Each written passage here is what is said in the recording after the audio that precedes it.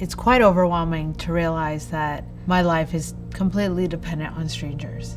Every 2 weeks I have to ask for blood, and it has to come from someone I don't know. This is literally what I need to live because I can't make it myself. My name is Radhika, and I live in Long Island, New York. Thalassemia is a genetic blood disorder. What I like to tell people is that my blood cells are defective, similar to a manufacturer making cars without tires. My blood cells can't do what they're supposed to do. So for that reason, I need blood transfusions to live. I was diagnosed at birth because I had an older brother who was diagnosed before I was born.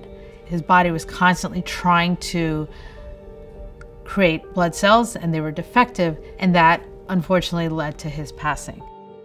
When I was born, my mom took one look at me. Without any test, I looked exactly like him, and she knew that gut instinct that I would have it. So transfusions were going to be a part of my lifetime. Because of my parents' experience with my brother, with me, they never made plans. Growing up, we were in the moment. I don't think they ever expected me to live independently. So there was that added pressure on me that I had to live. They couldn't lose another child.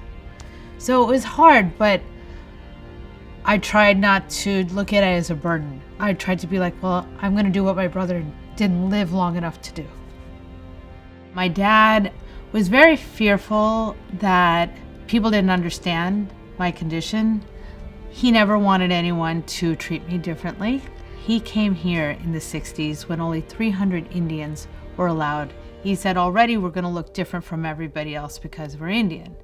Let's not add one more thing to the table. So no friends knew, no neighbors knew, none of the school administration, no teachers, no one knew. There was a part of me none of them ever knew about. A lot of my friends would dream of getting married. I never thought I'd get married. I never dreamt of a future because I didn't know how long I'd have, so why make plans for something that wouldn't necessarily come to fruition? I hated gym class because my endurance was not good because, of course, of my thalassemia. And I couldn't tell the gym teacher why. I remember in high school, I shared a locker with my best friend. And when I would go for blood, I would have to leave school early. And she'd be like, where did you go?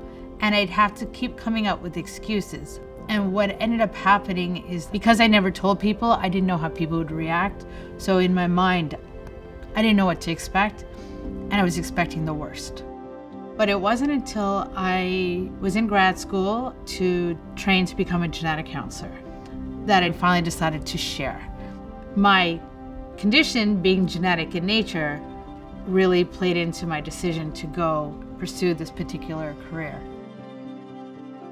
As a child growing up, I could have never imagined that I'd be 48 years old with a husband and a daughter in college. Like, that was just a pipe dream.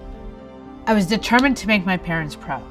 I was all they had, so I was determined to live for not just me, but my brother as well. I sometimes am sad thinking what I missed had he been alive. All I know is that he's no longer here, but I am, so I am trying to make every day count for him and for me.